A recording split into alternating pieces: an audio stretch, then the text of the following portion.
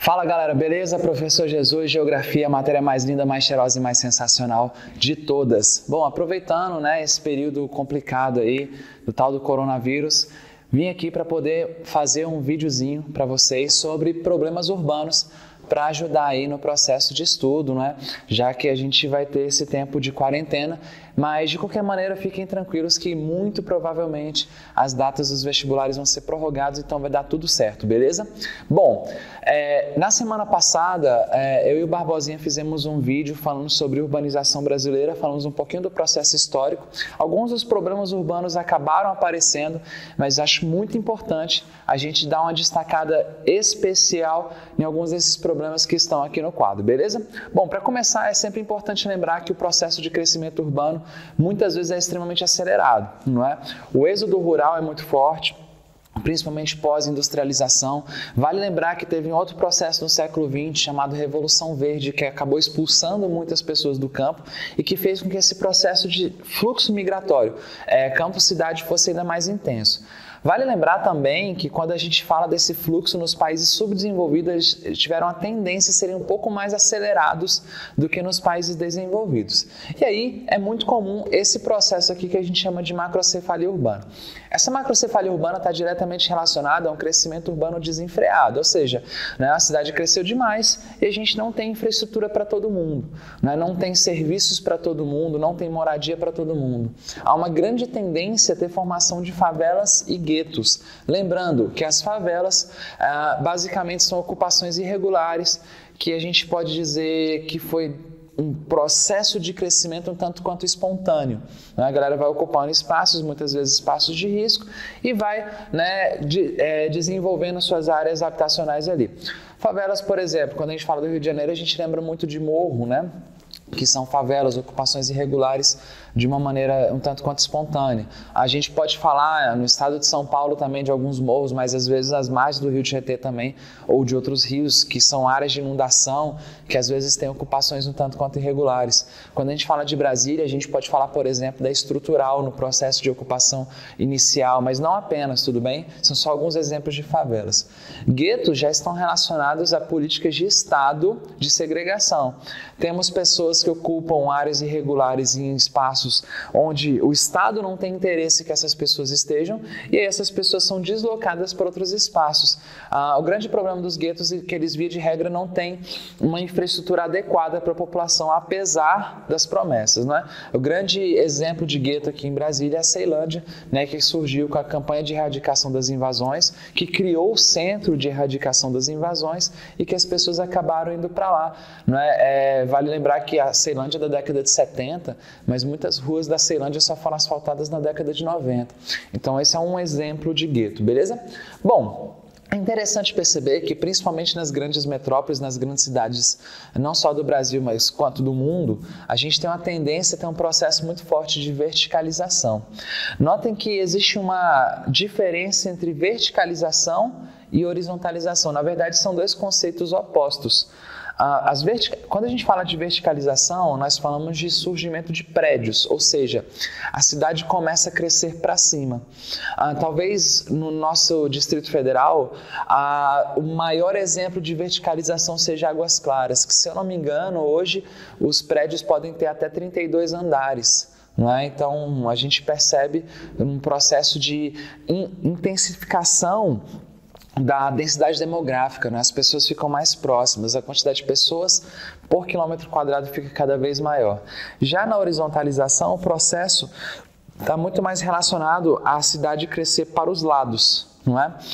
O grande exemplo, a nossa cidade, na verdade, Brasília, ao longo de boa parte da sua história, ela teve uma predominância de horizontalização.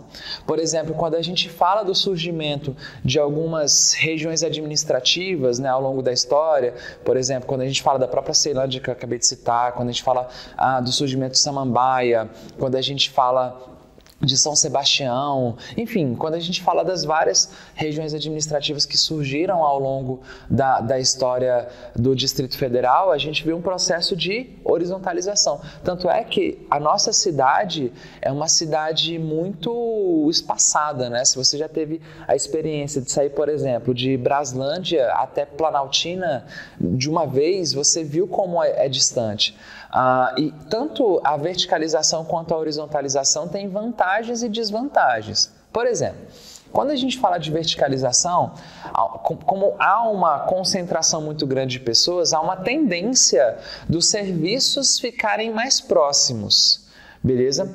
Mas ao mesmo tempo que há uma tendência dos serviços ficarem mais próximos e teoricamente a gente precisar se deslocar menos, a gente tem uma tendência à formação do que nós chamamos de ilhas de calor, tá? Que é um problema urbano muito forte, já que nós temos um aumento da temperatura média da atmosfera naquele espaço específico. Se a gente for pegar, por exemplo, uma área que é uma ilha de calor, certamente é uma área urbana, e comparar com uma outra área que não é uma ilha de calor e que tem as mesmas características naturais desse outro espaço, e quando eu falo em características naturais, eu estou falando basicamente o seguinte: está mais ou menos na mesma latitude, tem mais ou menos a mesma altitude, tem mais ou menos a mesma influência de umidade ou não, entende? Massas de ar semelhantes passam nessa região. Então, assim, são só alguns fatores que influenciam o clima, tá? E nesses espaços de ilhas de calor há uma tendência da temperatura média ser mais elevada, justamente, primeiro, verticalização. Essa questão do surgimento de vários prédios, ela dificulta a circulação das massas de ar. E é muito interessante a gente destacar que quando as massas de ar se deslocam, elas se deslocam devido à diferença de temperatura e pressão na atmosfera. Então, se eu tenho um lugar que a massa de ar está fria e um lugar que a massa de ar está quente, há uma tendência desse ar frio ir em direção ao ar quente e vice-versa, justamente num processo de tentativa de entrar em equilíbrio a atmosfera. Beleza? A natureza ela faz isso, tá? Ela costuma tentar entrar em equilíbrio. Só que se eu tenho muitos prédios, muitas barreiras, né, construídas que acabam dificultando essa chegada da massa fria, a gente tem uma tendência desse espaço quente não ser resfriado. Então, esse é um dos motivos da formação do que nós chamamos de ilha de calor. Outros motivos tem? Sim, vamos lá. Quando a gente substitui os elementos da paisagem natural por elementos da paisagem urbana, a gente altera o que nós chamamos de albedo da região. E quando eu falo em albedo, eu falo do índice de reflexão de radiação solar que cada corpo tem. Quanto mais escuro for o corpo, mais ele absorve, ou seja, menos ele reflete. Quanto mais claro, mais ele reflete, ou seja, menos ele absorve. Quanto mais radiação solar o corpo absorver, mais calor vai ser formado naquele espaço, porque é como se houvesse um processo de uma espécie de reação que gera o que nós chamamos de irradiação terrestre. Quando a gente tira os elementos da paisagem natural, que tendem a ter uma reflexão maior do que os elementos da paisagem urbana, a gente tende a gerar mais calor, né? E o destaque especial vai para o asfalto, vai para o concreto, que tendem a deixar o espaço um pouco mais quente. Tudo bem? Esse é o segundo motivo. E o terceiro motivo relacionado à ilha de calor está associado à poluição. Vale lembrar que quanto mais partículas suspensas na atmosfera que absorvem calor, mais difícil vai ser esse calor ser dispersado de fato na atmosfera, beleza? Então, se a gente tem, por exemplo, uma nuvem de poluição sobre uma cidade, há uma tendência do calor tentar subir, mas ele não conseguir ir embora justamente por conta desse bloqueio. E às vezes pode ser que a camada de poluição, a camada dessas partículas suspensas que armazenam calor se torne mais quente do que a camada de baixo. E se a camada de cima está mais quente do que a de baixo, o ar de baixo não sobe, tá? E a gente acaba intensificando um processo chamado de inversão térmica, que pode ser natural, mas também pode ser, né, influenciado pelo homem, que é o exemplo que eu acabei de dar. Beleza? Já a horizontalização, pessoal, como eu disse, a gente tem um processo da cidade crescer para os lados, há uma tendência muito pequena à formação de ilhas de calor, até porque a gente não tem tanto prédio que bloqueia a circulação do ar, não tem tanta densidade de pessoas, então há uma tendência da temperatura ser um pouco mais tranquila, um pouco mais baixa em comparação com a verticalização. Só que o grande problema da horizontalização é o processo de deslocamento, né? Os deslocamentos vão ficando cada vez mais distantes e isso pode gerar outros problemas, né? Como, por exemplo, o uso excessivo de meios de transportes. A gente pode falar, inclusive, nesse processo de expansão urbana, né, no aumento de áreas alteradas, né? Porque acaba gerando, por exemplo, desmatamento. É claro que quando a gente compara uma área urbana com uma área rural, a área urbana é infinitamente menor, tá? Apesar de morar muito mais gente. Mas, de qualquer maneira, vale lembrar que essa é uma desvantagem da horizontalização. Mais espaços acabam sendo alterados. E eu quero só fazer um destaque aqui para uma coisa importante, é que aqui no Brasil, desde o início do século XXI, existe uma lei chamada Estatuto das Cidades, que obriga todas as cidades com mais de 20 mil habitantes a criarem o seu Plano Diretor de Ordenamento Territorial, também conhecido como PDOT, beleza? E esse PDOT, ele é basicamente um projeto de planejamento da cidade para os próximos 10 anos, legal? E quando a gente fala do Plano Diretor do DF, não é que, na verdade, o último tinha sido em 2009 e deveria ter sido aprovado em 2019, a gente vai observar que nós temos uma cidade que, legalmente falando, tem uma tendência a incentivar hoje o adensamento das áreas já consolidadas. Ou seja, se na nossa história Brasília sempre foi uma cidade de crescimento muito horizontal, atualmente os planejamentos em relação à nossa cidade estão associados ao crescimento vertical. Tanto é que, se a gente for observar, nos últimos anos surgiram poucas regiões administrativas novas, né? As duas últimas novas são Arniqueira e Sol Nascente, né? Que conseguiram assim, uma espécie de emancipação das suas antigas regiões administrativas. Mas se você for pegar, por exemplo, o Distrito Federal na década de 90, 80, né? Mas principalmente 90, nos governos Roriz, principalmente, né? 80, 90, a gente teve um surgimento de muitas novas regiões administrativas, o que mostra que houve um processo de horizontalização inicial e agora há uma tendência à verticalização. Beleza? É claro que cada cidade com mais de 20 mil habitantes tem sua regra em relação a cada um dessas possibilidades. Afinal de contas, não dá para a gente colocar o mesmo plano diretor do Distrito Federal e aplicar, por exemplo, uma cidade como Pirenópolis, não é? Imagina, incentivar a verticalização em Pirenópolis não faz sentido algum, né? Tendo em vista que isso acabaria atrapalhando todo o processo do turismo e a identidade da cidade, né? O processo histórico todo de criação. Tudo bem? Deu para entender isso aí, gente? Bacana? Legal. Bom, só que a cidade ela também gera alguns outros problemas que são mais visíveis no nosso dia a dia e que acabam influenciando muito até a nossa qualidade de vida no espaço urbano. Por exemplo, quando a gente fala desses dois, quando a gente fala de violência urbana e quando a gente fala de mobilidade. Galera, talvez esse termo aqui, violência urbana, seja um tema relativamente polêmico quando a gente fala das causas e quando a gente fala das formas de tentar resolver esse problema, não é? Eu não espero, por exemplo, na prova do Enem, uma discussão profunda sobre isso, mas talvez na prova da UNB isso seja possível. Afinal de contas, a gente sabe que a prova da UNB é uma prova que às vezes gosta de peitar o governo, né? Sobretudo o governo atual. E eu quero que vocês guardem no coração, lá no fundo, que quando a gente fala de violência urbana, a gente pode afirmar sim, sem sombra de dúvidas, tá? Isso estou falando baseado em várias pesquisas que já foram feitas ao longo da história, que o principal motivo causador da violência urbana é a desigualdade social, beleza? Desigualdade social, principal motivo da violência urbana. Anotem isso, guardem isso no coração. Galera, e essa desigualdade social, por mais que ela também exista no campo, e obviamente que isso gera conflitos no campo, na cidade essa desigualdade social é muito mais destacada. Sobretudo se a gente for falar em cidades que cresceram de uma forma um tanto mais espontânea do que Brasília. Eu digo, por exemplo, Rio de Janeiro, São Paulo. Eu estou falando espontânea porque o Distrito Federal, pelo menos parte dele, foi planejado, né? Então o crescimento em boa parte da nossa cidade não foi tão espontâneo. Foi um procedimento, né, que foi relativamente planejado. Obviamente que nós temos algumas exceções em relação a isso. Então, assim, em cidades que o crescimento é mais espontâneo, essa desigualdade fica muito clara.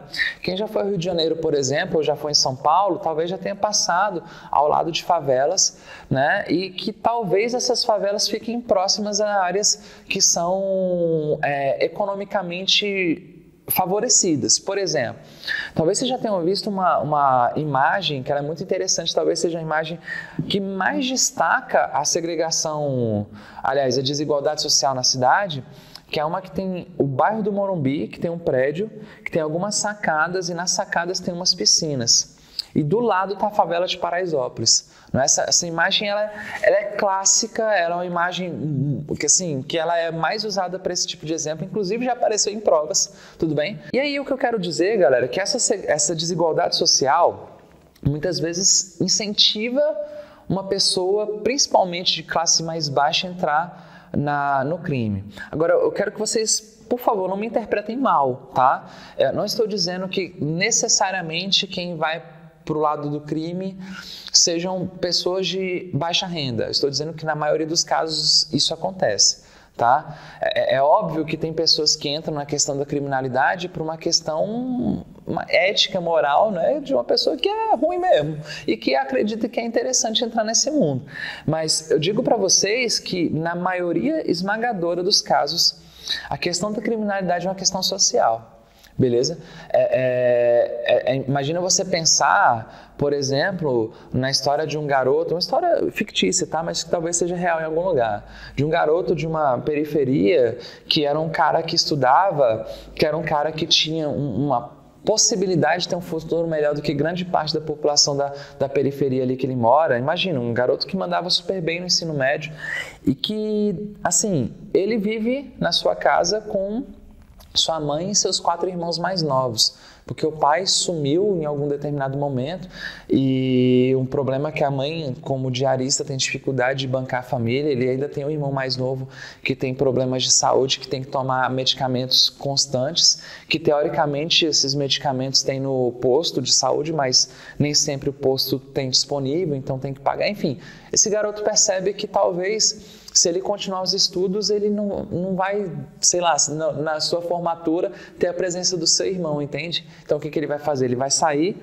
do processo de aprendizagem na escola e vai trabalhar. Mas podem ter certeza, se ele ainda nem terminou o ensino médio, ele não é classificado como mão de obra qualificada.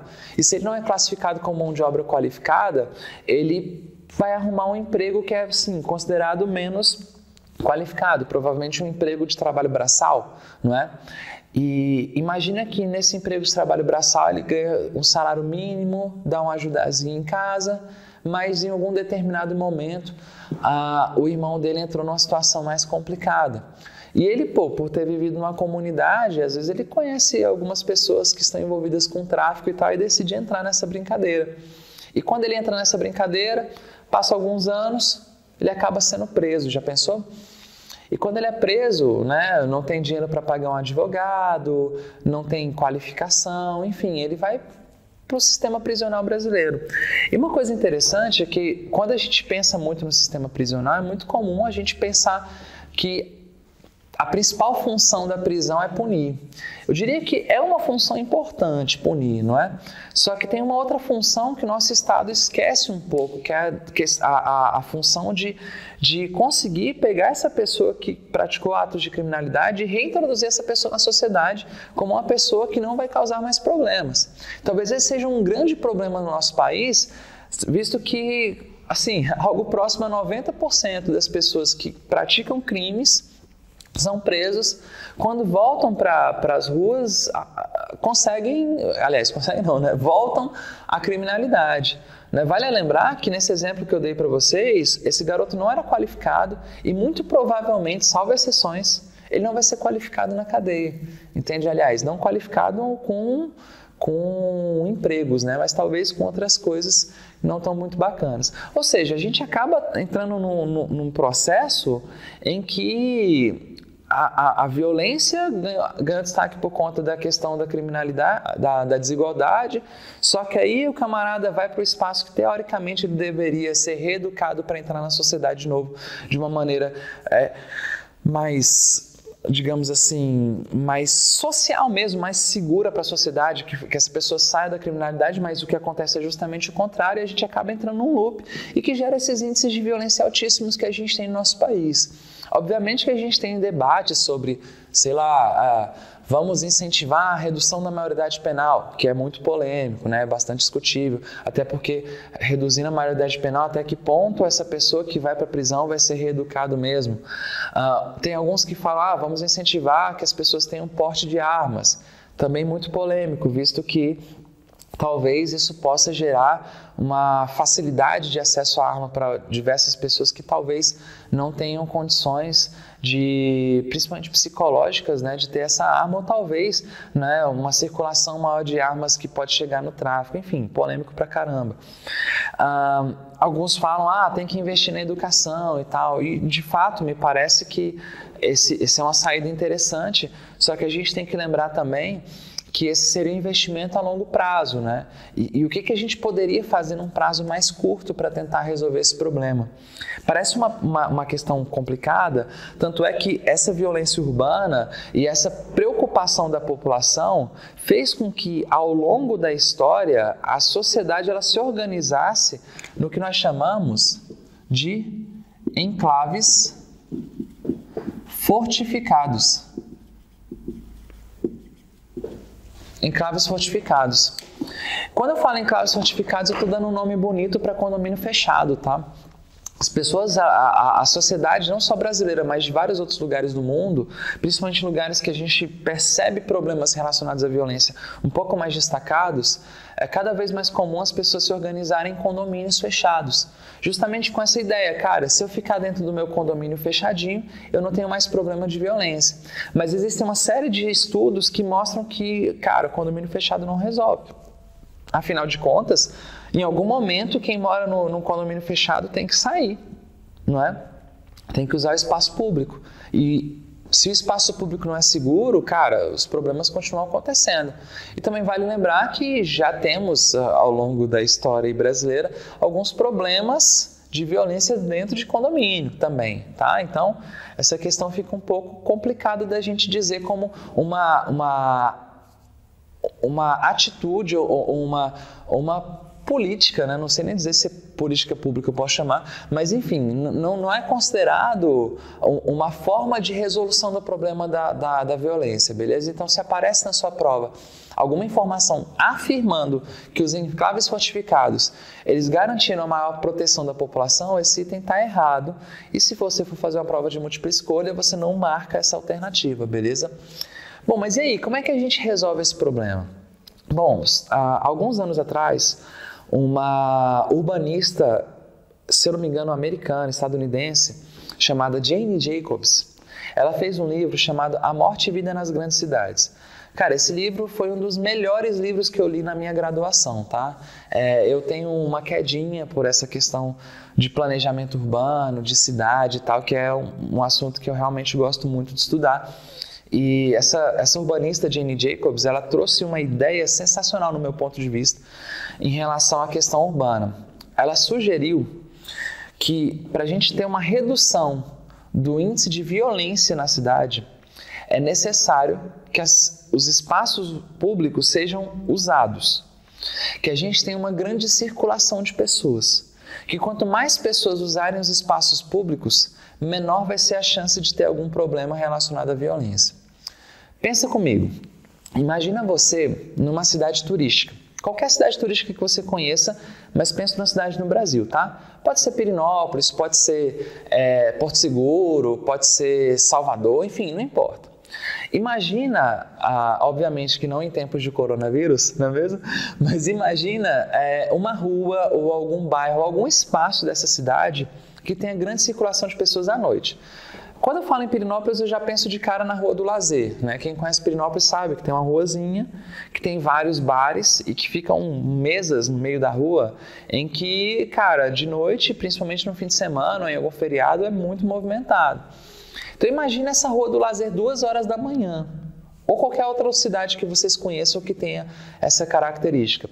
Honestamente, nesse espaço com muita circulação de pessoas, você fica com medo de alguém te dar um tiro do nada? Ou sei lá, fica com medo de algum estupro, algum tipo de violência bastante agressiva? É provável que não, tá? É provável que você talvez tenha medo da sua carteira ser levada por um batedor de carteira, mas nada mais muito grave do que isso. Agora imagina uma outra situação. Imagina você saindo da UNB, 10 horas da noite, e andando só até a L2 para pegar ônibus. Imagina, 10 horas da noite. Você vai passar por um espaço extremamente escuro, um espaço que não tem iluminação, um espaço que tem mato. Cara, não faz isso, tá? Porque se você faz isso nesse espaço escuro com pouca circulação, se acontecer alguma coisa de ruim com você, ninguém vai ver, ninguém vai poder te ajudar. Enfim, a chance de algum tipo de crime mais violento é muito maior. Então, o que a Jane Jacobs disse foi o seguinte: quando a cidade é planejada, ela tem que ser planejada para ser usada de manhã, de tarde, de noite, o tempo todo. Que quanto mais circulação de pessoas, menor vai ser o índice de violência. Legal? Inclusive, eu não sei se ela teve contatos com o Lúcio Costa no processo de planejamento de Brasília, de fato não sei mesmo, tá? Mas se você for parar para pensar, o plano piloto, ele tem muito essa cara de cidade com incentivo à livre circulação de pessoas, não é? A gente tem os prédios sem grades, a UNB ela é aberta para quem quiser entrar. Enfim, a circulação aqui no plano piloto ela é muito incentivada. É claro que algumas coisas vão sendo mudadas ao longo da história, né? Por exemplo, antigamente nas entrequadras era muito comum a gente ter bares, se não em todas, em quase todas. Esses bares funcionavam até tarde, então isso incentivava a circulação noturna nesse espaço. É claro que o que eu estou falando é um pouco polêmico, porque muito provavelmente quem mora próximo dos bares hoje dá graças, né, ao pai, porque existe uma lei em Brasília que não permite que os bares funcionem até tarde, mas de qualquer maneira, essa questão da existência de uma atividade à noite, ela incentiva o fluxo de pessoas e há uma tendência, caso alguma coisa de errado for acontecer, a galera conseguir ver e relatar para a polícia, enfim, trazer algum tipo de pessoa, né, que tenha poder de polícia para poder tentar resolver o caso, né? Enfim, essa é uma defesa da Jane Jacobs, tudo bem? Inclusive, nessa defesa que ela fez comparação de cidades dos Estados Unidos que tinham forte tendência a condomínios fechados e cidades dos Estados Unidos que tinham forte tendência à circulação de pessoas. E percebeu que as cidades com forte tendência à circulação de pessoas tinham índices de mortalidade causados pela violência menores do que as cidades com muito condomínio fechado. Beleza, pessoal? Tranquilo? Bom, de qualquer maneira, assim, vale lembrar que foi um teste feito nos Estados Unidos, o resultado no Brasil poderia ter sido diferente, enfim, dependendo da região do Brasil poderia ter sido diferente, mas de qualquer maneira é um argumento interessante para a gente destacar. E uma outra coisa interessante também de se falar de problema urbano é a questão associada à mobilidade.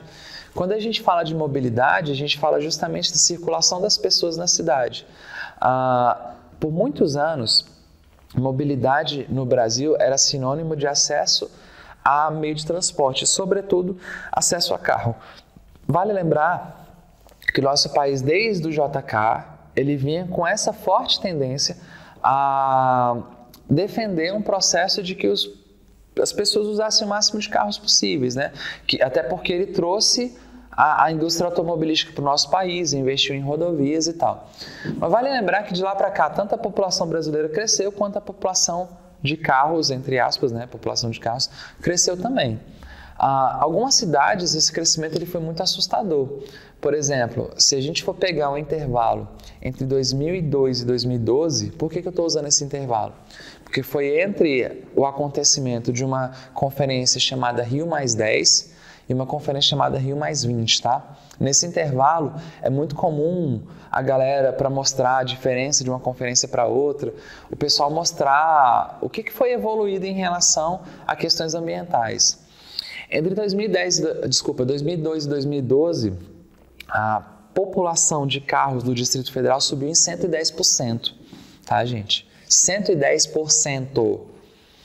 Entre 2000 e 2017, a população do Distrito Federal cresceu em 50%.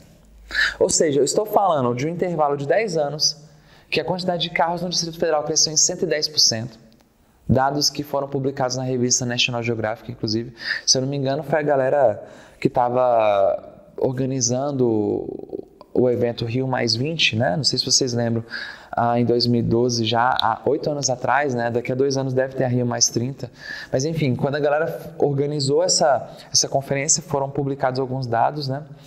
E quando eu falo em relação à população, já são dados do IBGE mesmo, beleza? Bom, então a gente está vendo que no intervalo menor, a quantidade de carros no Distrito Federal cresceu muito mais do que no intervalo maior o crescimento populacional.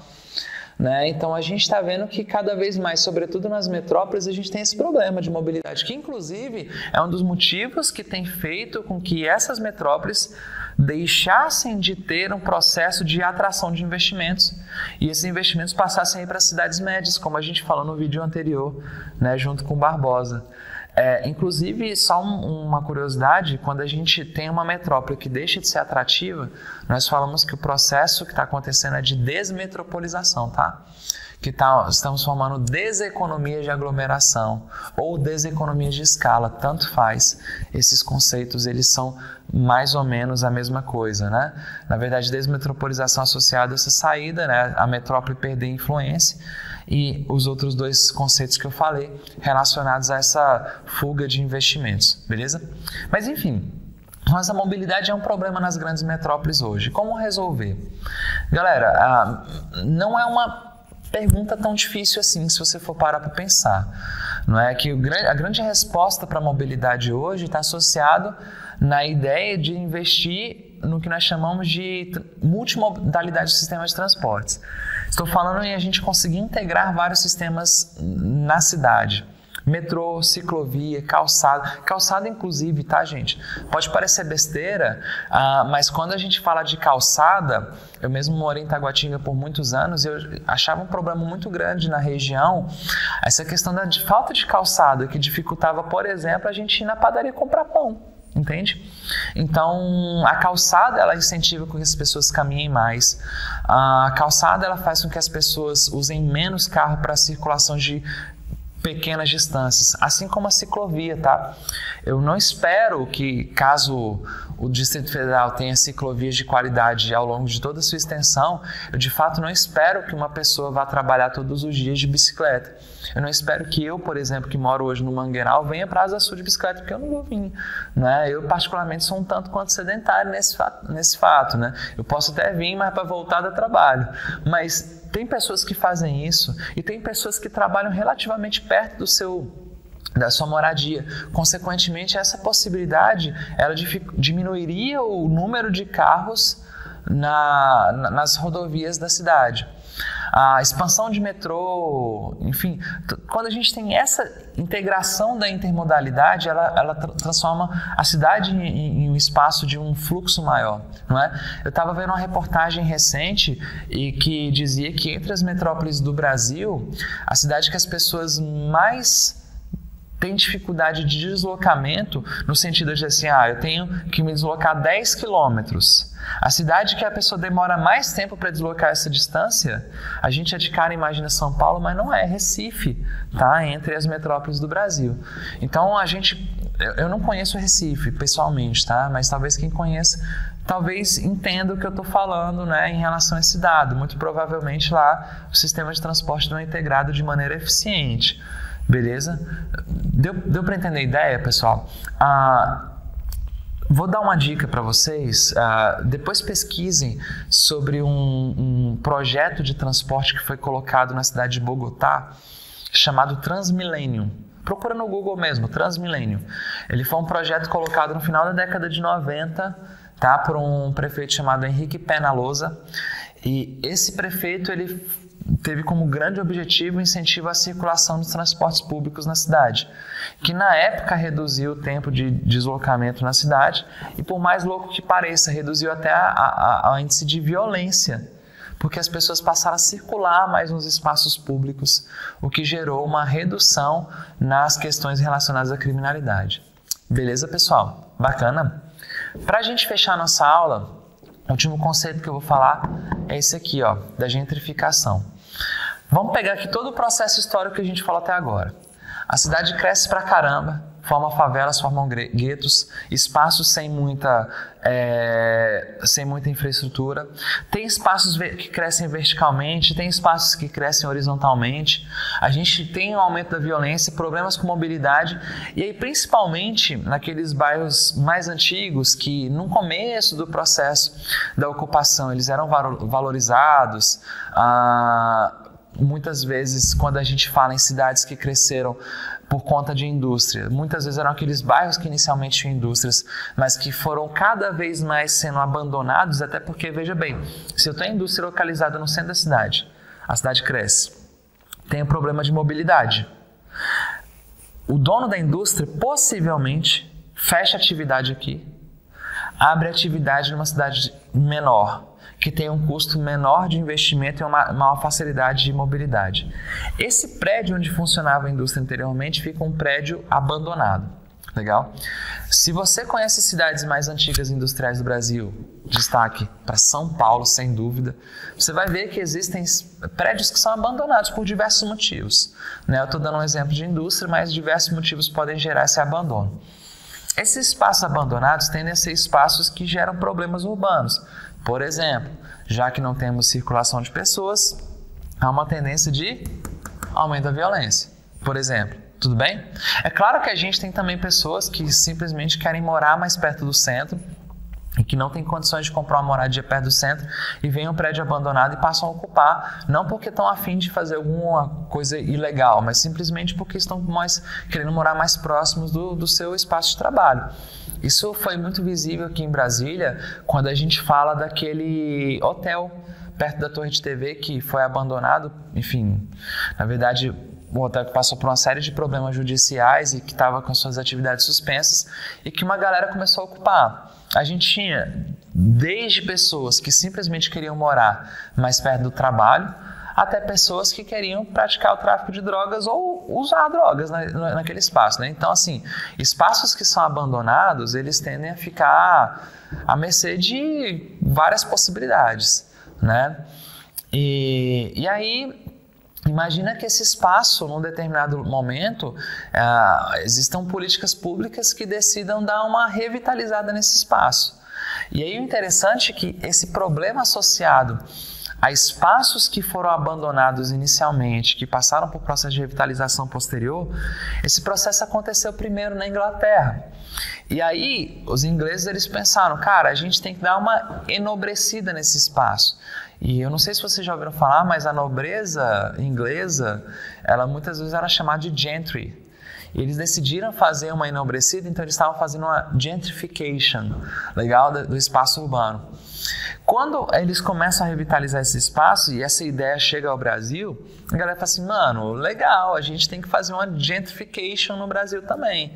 Só que a gente vai aportuguesar o termo, então nós vamos fazer uma gentrificação. Inclusive eu quero que vocês guardem de fato esse termo no coração de vocês, porque quando a gente fala de gentrificação, nós estamos falando de um fenômeno de um termo que é usado cada vez mais na atualidade. É um termo que até pouco tempo atrás não tinha a menor chance de cair em prova. Mas, por exemplo, as provas de São Paulo já têm cobrado esse termo de gentrificação e, consequentemente, há uma tendência muito forte as outras provas do Brasil também cobrarem com uma frequência maior, tudo bem?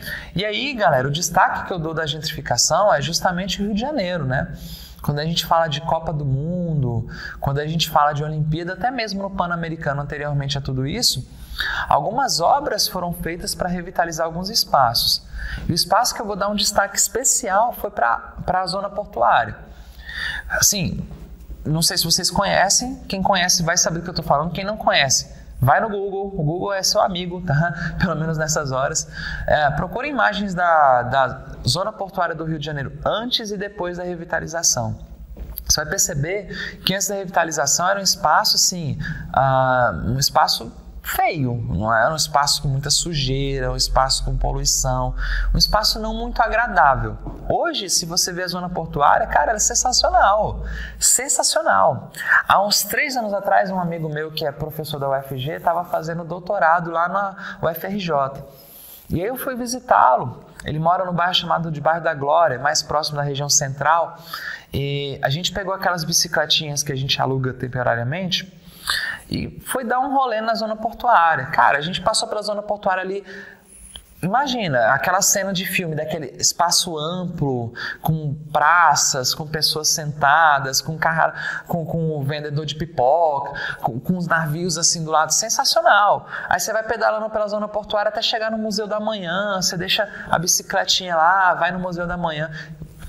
Perfeito, maravilhoso. E o interessante é que quando a gente fala de gentrificação, um monte de problema social desaparece dali. Mas não desaparece porque eles são resolvidos, né? São resolvidos naquele espaço.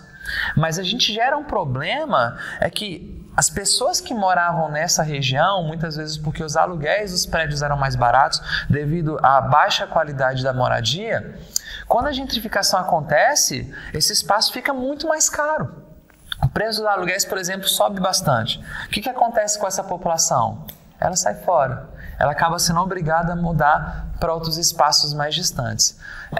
Se você teve dificuldade de visualizar esse exemplo que eu dei, eu vou dar um exemplo Brasília. Por mais que a nossa cidade seja nova, né, comparado com o Rio de Janeiro, a gente tem um exemplo de gentrificação muito forte num shopping chamado Venâncio, que era chamado anteriormente de Venâncio 2000. Se você conhece o Venâncio antes da revitalização, você vai lembrar que o Venâncio não era um lugar muito agradável de se passear. Era um espaço muito bem localizado, né, perto do pátio, perto do Parque Nacional, Parque Nacional não, do Parque da Cidade. E, assim, não tinha muita coisa lá atrativa, né? Quem ia muito no Venâncio diz que ia numa loja de umas costureiras que faziam uns vestidos por encomenda, que eram vestidos que eram super em conta e tal. E de repente o Venâncio foi revitalizado, deve ter uns 5 anos isso mais ou menos. E o interessante, você passa no Venâncio hoje, ele não tem nada a ver com o Venâncio de antes. Mas a grande pergunta que eu tenho é, onde estão as costureiras? Perfeito? Então, assim, se o espaço é revitalizado, o aluguel fica mais caro. Então, aquele perfil de produtor, talvez ele não fique mais ali, né? Talvez fique nos andares superiores, onde poucas pessoas circulam, enfim, porque tem um preço mais baixo. Beleza? Então, esse impacto da gentrificação, ele é um impacto que está aparecendo muito em prova e eu gostaria muito que vocês guardassem no coração. De boa, pessoal? Galera, qualquer dúvida, pode me mandar uma mensagem no grupo ou então pode mandar uma mensagem pessoal mesmo. Eu vou fazer o máximo para responder vocês, tá? Pode ser que eu demore um pouquinho, porque, enfim, apesar da gente estar em casa, como vocês sabem, eu tenho um nenenzinho de 6 meses, então a gente às vezes fica um pouquinho ocupado, beleza? Mas de qualquer maneira, dúvidas me mandem que eu farei o máximo possível para responder, beleza? Foi um prazer. Em breve mando outro vídeo. Um abraço. Valeu!